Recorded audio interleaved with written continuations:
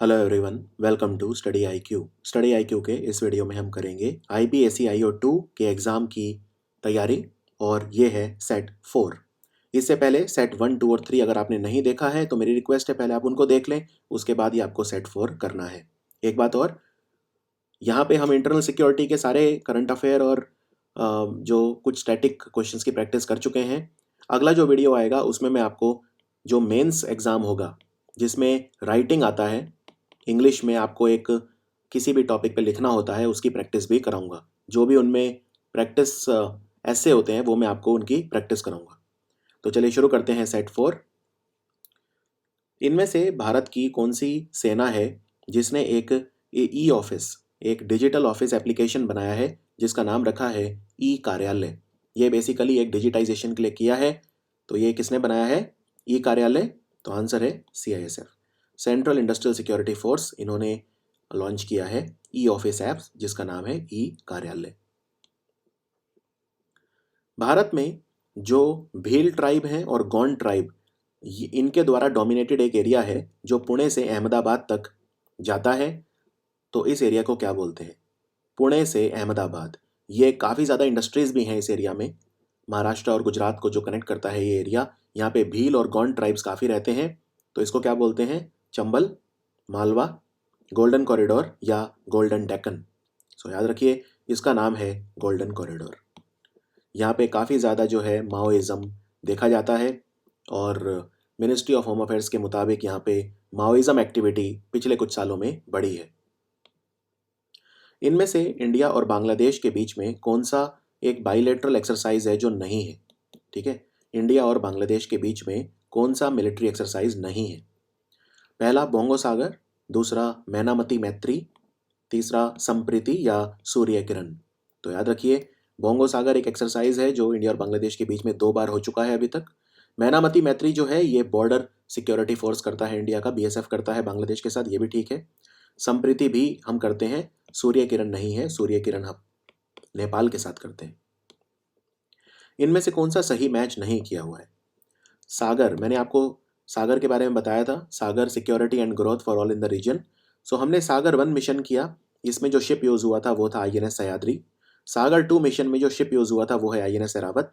और सागर 3 मिशन में यूज़ हुआ था INS किल्तन।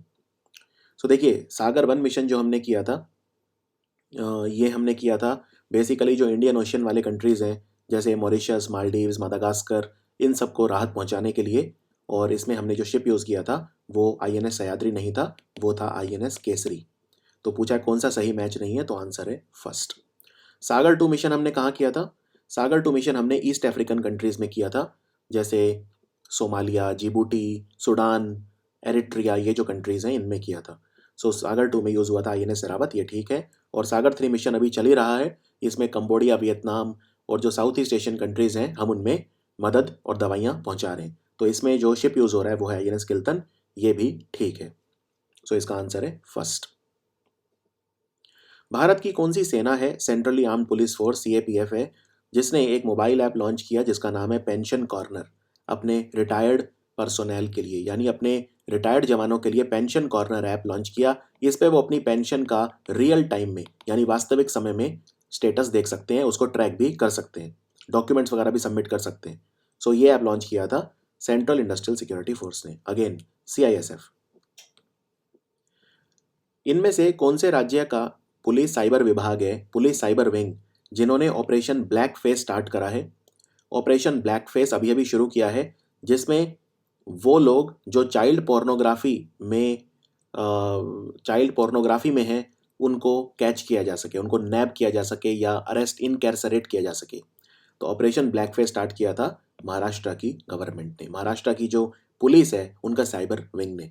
इन्होंने इंटरपोल से एक सॉफ्टवेयर भी लिया है जिसका नाम है क्रॉलर। जो चीफ ऑफ डिफेंस स्टाफ है हमारे बिपिन रावत, आप जानते हैं वो पहले चीफ ऑफ डिफेंस स्टाफ हैं।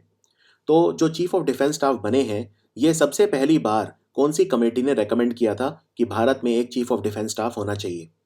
ठीक है, chief of defence staff recommended by which committee? Kargil review committee, Naresh Chandra committee, DB Shekatkar committee या राजीव महर्षि कमेटी? देखो चीफ ऑफ डिफेंस स्टाफ जो है सबसे पहली बार किसने किया था, ये आंसर है Kargil review committee. Kargil review committee ने फरवरी 2020 में अपनी रिपोर्ट, 2020 नहीं 2000 में, फरवरी 2000 में, मतलब 1999 में जब कारगिल का युद्ध हुआ था उसके बाद ये कमेटी बनी थी, कारगिल रिव्यू कमेटी, कि भाई हम रिव्यू करें कि हमसे चूक कहाँ हुई, या कारगिल में जो है जीतने के बावजूद हम और क्या अच्छा कर सकते थे। सो उसके लिए कमेटी बनी थी कारगिल रिव्यू कमेटी, और फरवरी 2000 में इसने अपनी रिपोर्ट दी थी। उसमें पहली बार कहा गया था कि जो तीनों सर्विसेज हैं हमारे, आर्मी, नेवी और एयरफोर्स, उनके बीच में कोऑर्डिनेशन जो है उसके लिए एक चीफ ऑफ डिफेंस स्टाफ होना चाहिए। तो आंसर है कारगिल रिव्यू कमेटी। उसके बाद ये नरेश चंद्र कमेटी ने भी कहा कि एक चीफ ऑफ डिफेंस स्टाफ होना चाहिए, और डीबी शेकाटकर कमेटी ने जो अपने 99 रिफॉर्म्स दिए थे उनमें भी ये कहा था। याद रखिए, डीबी शेकाटकर कमेटी जो है ये डिफेंस रिफॉर्म्स के लिए बनी थी। ये अपने आप में एक बहुत इंपॉर्टेंट क्वेश्चन है, डिफेंस रिफॉर्म्स के लिए कौन सी कमेटी बनी थी? DB Shekatkar committee. जो चीफ ऑफ डिफेंस स्टाफ होता है उसकी मैक्सिमम सर्विंग एज कितनी हो सकती है?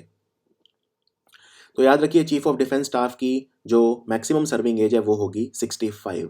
ये थोड़ा सा अलग है क्योंकि जो आर्मी, नेवी और एयरफोर्स के चीफ होते हैं उनकी रिटायरमेंट एज कितनी होती है? या तो वो 3 साल काम करेंगे, 3 साल अपने पद पर रहेंगे, अपने पोस्ट पे रहेंगे, या 62 ईयर्स, इनमें से जो भी पहले हो जाए। तो ज़्यादा से ज़्यादा एक आर्मी, नेवी या एयरफोर्स का चीफ 3 साल उस पद पे बने रह सकता है, या 62 साल की उम्र तक। तो उनके लिए जो मैक्सिमम एज होती है, रिटायरमेंट एज, वो है 62, आर्मी, नेवी और एयरफोर्स के चीफ के लिए। लेकिन चीफ ऑफ डिफेंस स्टाफ के लिए है 65। अभी अभी भारत की सरकार ने स्पेसिफिकली जो हमारा गृह मंत्रालय है उन्होंने एक police communication service, police communication service ये लॉन्च करी, ठीक है। और इसमें सैटेलाइट डेटा कम्युनिकेशन फैसिलिटी भी है। इसको अमित शाह ने लॉन्च किया था, right, home minister Amit Shah ने। इसका नाम क्या है? Police communication service. नाम से पता चल रहा है अगर किसी रिमोट लोकेशन पे भी हमारे पुलिस के जवान हैं तो वो अपने घर वालों से भी बात कर सकते हैं, या फिर इस पे वीडियो कॉल भी हो सकता है, और काफ़ी सिक्योर है सारा। तो पुलिस कम्युनिकेशन सर्विस जो लॉन्च की गई थी इसका नाम था पोल नेट, और पोल नेट का वर्जन 2 लॉन्च किया था इन्होंने अभी अभी, पोल नेट का वर्जन 2। तो आप इसको ऐसे लिखेंगे, पोल नेट वर्जन 2। कौन से राज्य की पुलिस है जिन्होंने एक बहुत ही अलग, अनूठा बारकोडिंग सॉफ्टवेयर बनाया है जिसका नाम है ट्राकिया? ट्राकिया की मदद से जो फॉरेंसिक रिपोर्ट है उससे छेड़छाड़ नहीं हो पाएगी, उसको फुल प्रूफ बना दिया जाएगा। बेसिकली क्या है, फॉरेंसिक रिपोर्ट अक्सर देखा जाता है इनसे छेड़छाड़ की जाती है। सो फॉरेंसिक रिपोर्ट इसमें आप एक बार डाल दो तो वो फिर एकदम फुल प्रूफ हो जाएगी। तो ट्राकिया नाम का सॉफ्टवेयर बनाया है, किसने यूज करा है? हरियाणा की पुलिस ने। तो आंसर है हरियाणा। भारत का पहला खुद का बनाया हुआ यानी indigenous, made in India aircraft carrier कौन सा है? विक्रांत। ठीक है, अभी हमारे पास एक ही एयरक्राफ्ट कैरियर है जिसका नाम है विक्रमादित्य, विमान वाहक पोत यानी एयरक्राफ्ट कैरियर। विक्रमादित्य हमने रशिया से बाय किया था, रशिया से खरीदा था। अब हम खुद अपना बना रहे हैं जिसका नाम है विक्रांत। तो इसको कौन सी कंपनी बना रही है? भारत के पहले अपने इंडिजिनस एयरक्राफ्ट कैरियर विक्रांत को कौन सी कंपनी बना रही है? Garden rich ship builder and engineer, Cochin shipyard limited, Larsen and Toubro, या गोवा शिपयार्ड लिमिटेड। सो याद रखिए, विक्रांत को बना रही है कोचिन शिपयार्ड लिमिटेड, केरल में। नेशनल सेंटर फॉर दिव्यांग एम्पावरमेंट, एक जो दिव्यांग लोग हैं, दिव्यांग जो डिफरेंटली एबल्ड जिन्हें बोलते हैं, तो दिव्यांग लोगों के सशक्तिकरण के लिए एक राष्ट्रीय केंद्र बना है अभी अभी, ठीक है। और ये कहाँ बना है? ये रंगारेड्डी में बना है, जो हैदराबाद के पास है, तेलंगाना में। ये किसने बनाया है और यहाँ होगा क्या? नेशनल सेंटर फॉर दिव्यांग एम्पावरमेंट में क्या होगा? यहाँ पे हमारी सेना के वो जवान जिनको चोट आई है, या जो डिसेबल्ड हो गए हैं, या डिफरेंटली एबल्ड हैं, उनको दोबारा रीस्किल किया जाएगा और रिहेबिलिटेट किया जाएगा, जिससे वो दोबारा मुख्य धारा से जुड़ सकें या सेना में वापस काम कर सकें। तो ये किया जाएगा। ये किसने बनाया है? नेशनल सेंटर फॉर दिव्यांग एम्पावरमेंट। ये बनाया है सीआरपीएफ ने, सेंट्रल रिजर्व पुलिस फोर्स, और ये रंगारेड्डी में बना है, तेलंगाना में। दुनिया का सबसे सस्ता गन शॉट लोकेटर भारत की आर्मी ने बनाया है, और स्पेसिफिक चाहिए तो कॉलेज ऑफ मिलिट्री इंजीनियरिंग ने बनाया है। Army college of military engineering जो पुणे में है उन्होंने बनाया है। इसका नाम क्या है? गन शॉट लोकेटर, नाम से पता चल रहा है अगर किसी के पास गन है तो ये उसको लोकेट कर सकता है एक सर्टेन मीटर रेंज में। सो इसका नाम रखा है पार्थ, PARTH, पार्थ। इसको कॉलेज ऑफ मिलिट्री इंजीनियरिंग ने बनाया है।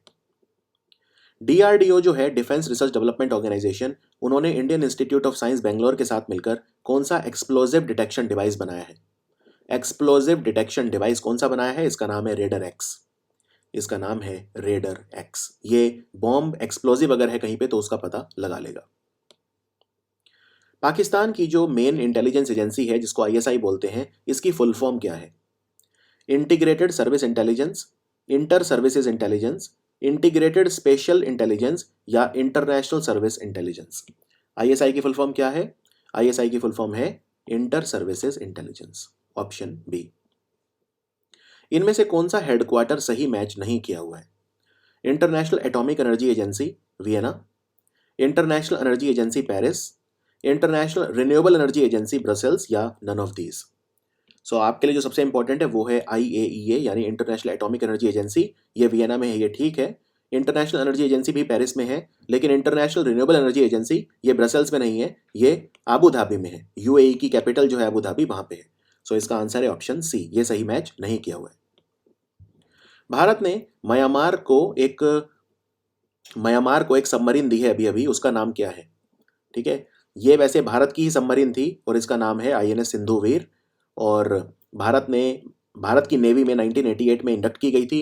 फिर भारत ने इससे लगभग 30 साल काम लिया और बीच में इसको रिपेयर भी करवा दिया था, मतलब इसको रिपेयर हुआ। रिपेयर किसने किया? इसको रेट्रोफिट किया था हिंदुस्तान शिपयार्ड ने, और फिर हमने ये म्यांमार को दी है। तो इसका नाम है INS सिंधुवीर।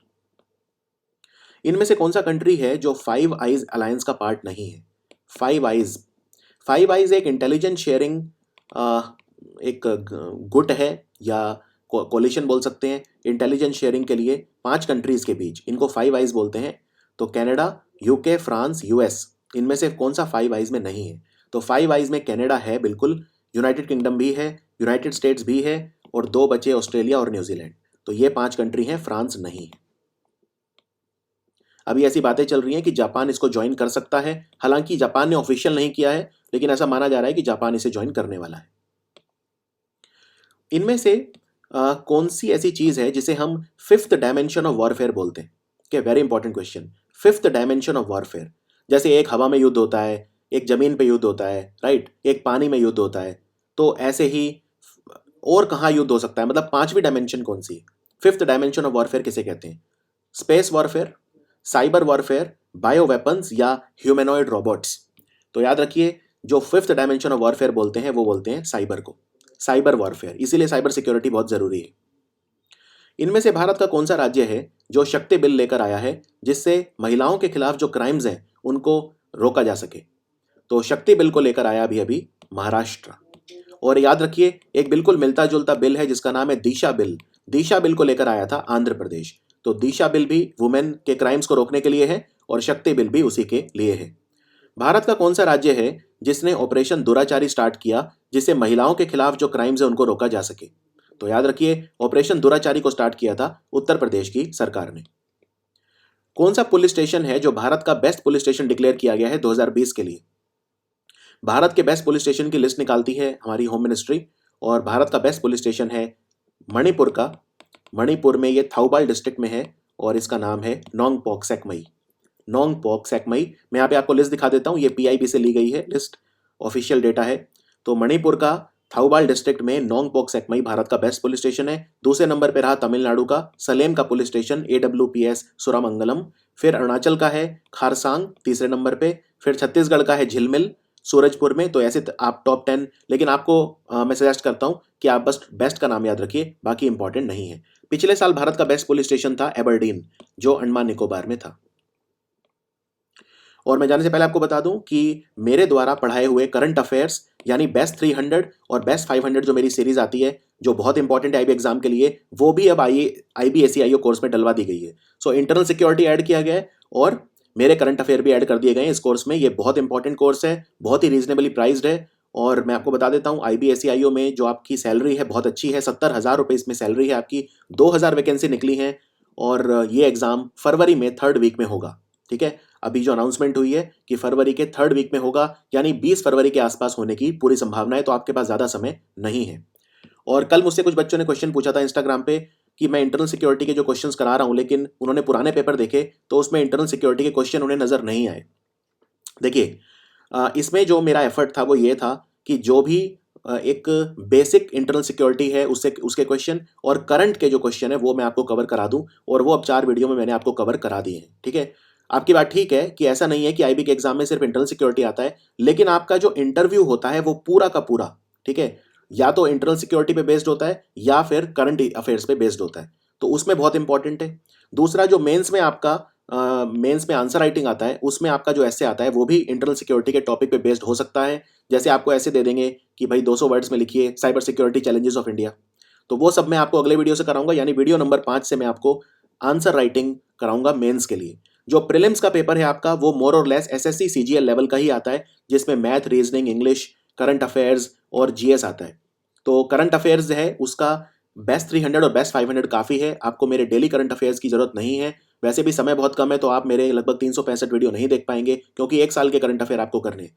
तो उसके लिए आप मेरी बेस्ट 300 का मतलब ये होता है कि महीने के जो बेस्ट 300 क्वेश्चन होते हैं करंट अफेयर के, वो मैं कवर कराता हूँ। और बेस्ट 500 का मतलब ये होता है कि जनवरी से जून और जुलाई से दिसंबर तक की मेरी 500 यानी टोटल 1000 क्वेश्चन हैं, वो भी इसमें डलवा दिए गए हैं कोर्स में, तो उनको आप बहुत जल्दी से कर पाएंगे, पीडीएफ भी दिया गया है। सो यही मेरी अनाउंसमेंट थी, और I really enjoyed bringing 4 sets to you, और अब मैं 5वें सेट से आपको आंसर राइटिंग की प्रैक्टिस कराऊंगा। Thank you for watching study IQ।